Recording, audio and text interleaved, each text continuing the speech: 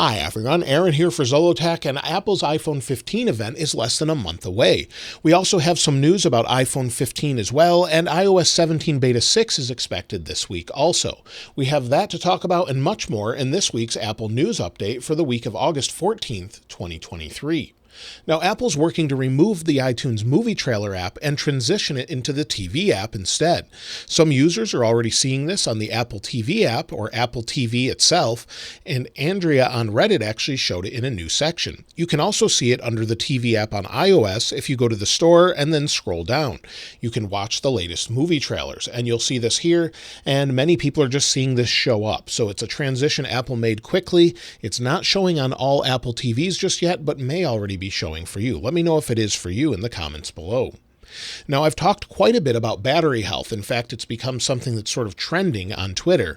And battery health on the iPhone 14 Pro Max has degraded at a much faster rate than it did last year. However, I think this is due to the overall iOS betas.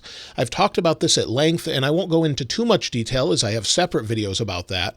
But basically, my iPhone 14 Pro Max has 271 cycles on it, where my 13 Pro Max after 2 years has 232 cycles on it. So after the first year, we're about 50 less cycles or 40 less cycles at this point, and it's using the battery less. That's because the betas don't seem to be draining the battery as much on the older betas as compared to iOS 17. I have to charge this multiple times a day, and we're currently down to about 90% battery health. So this is something a lot of people have been talking about.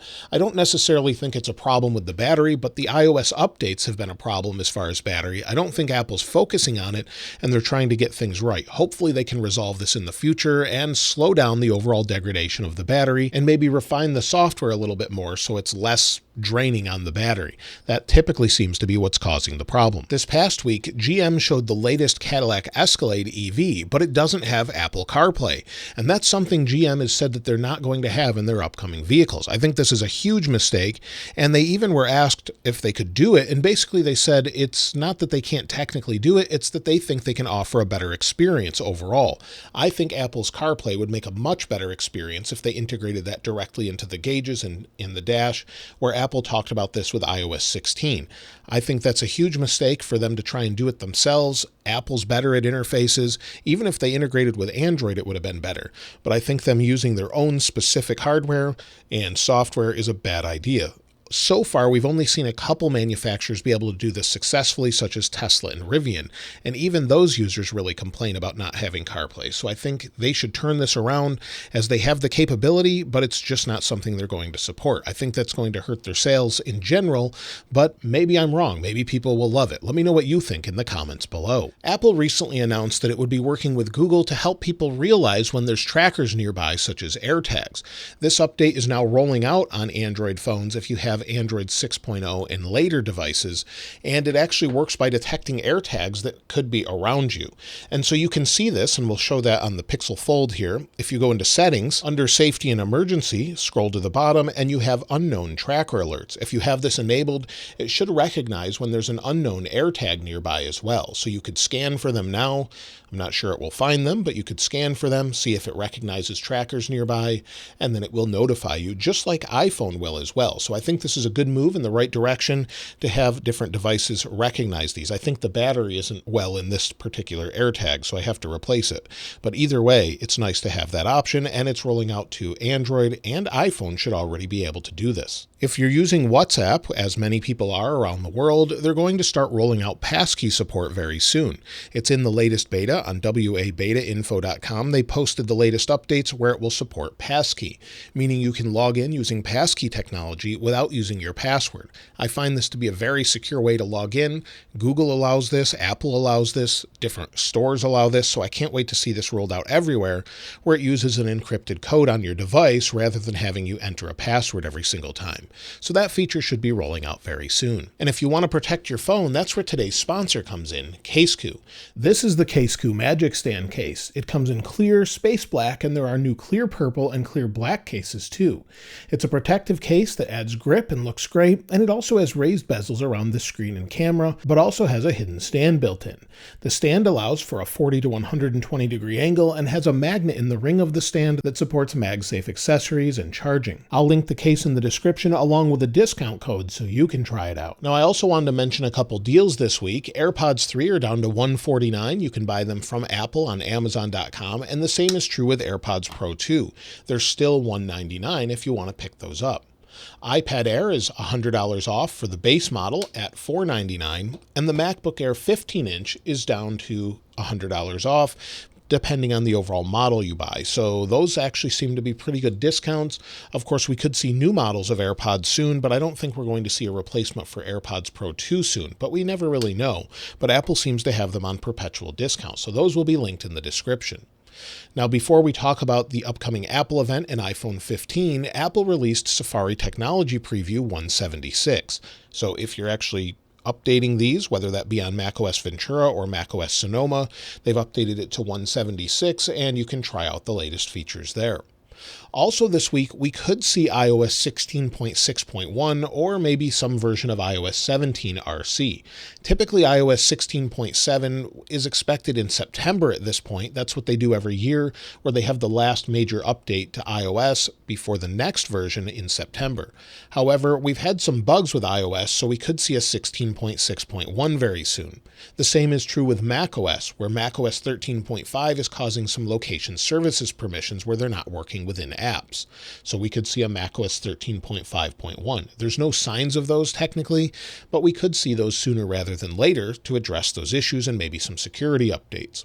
Also, Final Cut Pro recently has been fairly buggy, and they fixed most of these issues with Final Cut Pro 10.6.8, but that was meant to fix those issues but hasn't fixed it for everyone.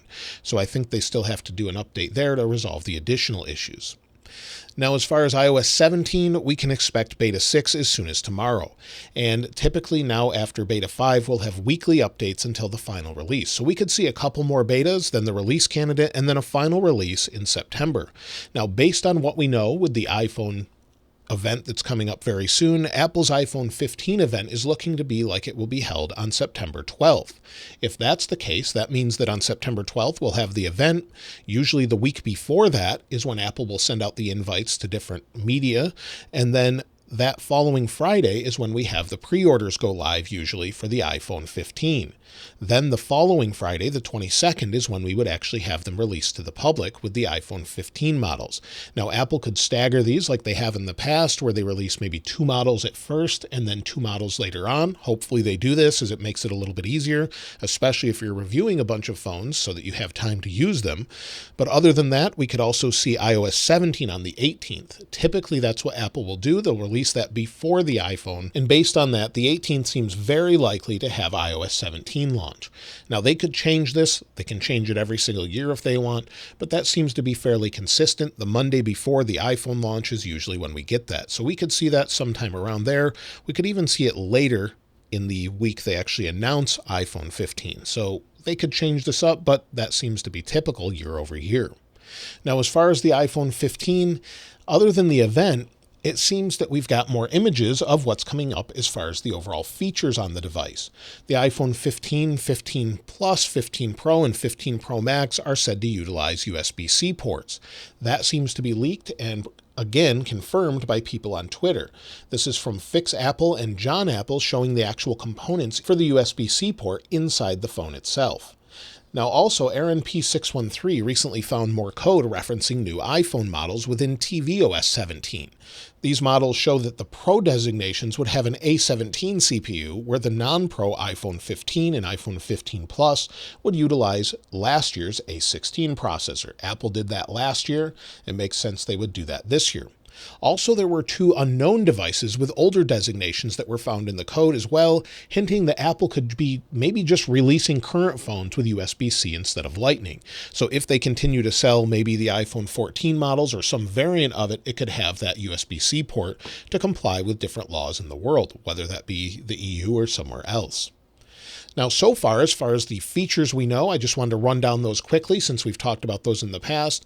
We know that we're going to have a dynamic island on all the phones this year, so Apple's going to get rid of the notch altogether. USB-C, as I already mentioned. A16 Bionic processors on the non-Pro models, the 15, 15 Plus, A17 on the Pro, so the 15 Pro, 15 Pro Max, and then also a titanium frame on the Pro models as well, replacing the stainless steel. That would make it lighter and also stronger. And then additionally, upgraded cameras on all of them, but the Pro models would additionally get some changes there, maybe a larger aperture, and the Pro Max model would have a periscope zoom lens. It would not be on the Pro model according to the latest rumors, but that of course could change or they could be wrong. But either way, we could have a periscope zoom lens, which would make it a little bit more expensive than the Pro, meaning that it could be $100 to $200 more than it started last year for both of the models. So that seems to be likely as things go up in cost, and it costs more to make them with titanium. And also possibly larger batteries, but we don't know that for sure. And then also the ability to remove the back more easily and repair the phone or change the battery yourself. So all of those things are expected. And as far as the A17 CPU in the Pro models, those are said to be up to 6 gigabytes of RAM. Earlier reports thought they'd be up to 8 gigabytes, but it doesn't seem to be what's going to be in it. However, according to Unknowns21 on Twitter, we will have a 6-core CPU and a 6-core GPU as well. This is up 1 core from last year, where the A16 has a 5-core GPU, so we could see significant graphic improvements within the additional core this year. However, I wouldn't expect it to be a big bump that would really make it worth upgrading necessarily. Now, we've heard multiple times that Apple's working on micro LED displays for future iPhones. This would replace OLED and have some benefits as far as brightness goes and color accuracy over time. This is according to recent news by The Elect that states Apple purchased patents for a company to help move forward with the process of putting those custom micro LED displays on future devices. And the first device we could see it on could be an Apple Watch. And as far as the Apple Watch is concerned, Apple Watch Series 9 this year and Apple Watch Ultra 2 are just about a month away also, but are not expected to have major updates, just a little processor bump and changes in color, such as possibly a pink Apple Watch Series 9 and a black titanium version of the Apple Watch Ultra 2, again with a small processor bump. However, next year we could see huge changes according to Mark Gurman. In this week's Power On newsletter, Gurman says that Apple is preparing a new Apple Watch X or 10 for next year. So it would have a thinner case and also possibly new ways for bands to connect. So instead of using this much space inside the watch itself, they could make it more magnetic or have a different way to connect that would utilize less space internally and allow for maybe new sensors or a larger battery. And then also we're expecting Apple Watch to get that micro LED display first. So maybe we'll see that on the Ultra next year, or it could be 2026. Either way, we would expect it first to roll out to the Apple Watch, just like the OLED models did, or the OLED displays in the Apple Watch models. Now, also a new leaker named Kosutami on Twitter said that Apple will release a new magnetic band with woven fabric this year. That would replace the leather band that we had before. So we could see that this year. Maybe it's for future generations, but it looks like we could see it as soon as this fall. Now, the iPhone SE is something that we have usually updated every couple of years. And according to leaker Unknowns21 on Twitter, Apple is working on a new iPhone SE that will have a similar design to the iPhone 15 and finally get rid of the home button and the rounded corners or the rounded edges. Now, some people will miss the home button in Touch ID, but it looks like they're going to replace that with Face ID and just have Face ID all around on all devices. The replacement will also have a silent switch that's changed to an action button like we expect this year with iPhone 15, and also will have USB-C and only one rear camera like the current models do. However, we may not see these until 2025 or 2026. Usually we see them every couple of years, so next year seems more likely to me as they've already got the general idea of the design down and they would just need to manufacture it at this point. But again, we could see it a couple of years from now. The new M2 chipsets from Apple have been pretty fantastic. They're power efficient, powerful enough in the base models of the MacBook Air 15-inch to even edit 4K video regularly on the go if you need to do that. However, Apple is always working on the next processor, and the new M3 Ultra is said to be up to a 32-core CPU and 80-core GPU, according to Mark Gurman. This was also recently found in third-party developer test logs. This would be quite a few more CPUs than an M2 Ultra and 4 more GPU cores over the M2 Ultra. So a pretty nice bump. Of course, there could be other technologies even better in there as well. We could also see an increase in RAM to go along with that in the higher end models. Now, Apple's working on the Apple Vision Pro. We know we expect that sometime early next year, according to Apple. And the Apple Vision Pro has an external battery pack, as Apple has stated. But recent code suggests that the Vision OS betas show it called the Magic Battery Pack. And the Magic Battery seems to make sense. They call things magic all the time. We have the Magic Mouse that many people don't like, the Magic Trackpad. Magic Battery makes sense. Seems a little goofy as it only gives 2 hours of battery life for the Vision Pro, but either way, maybe they'll have different versions of it. Magic Battery Pro, we'll have to wait and see. Let me know what you think of all this in the comments below.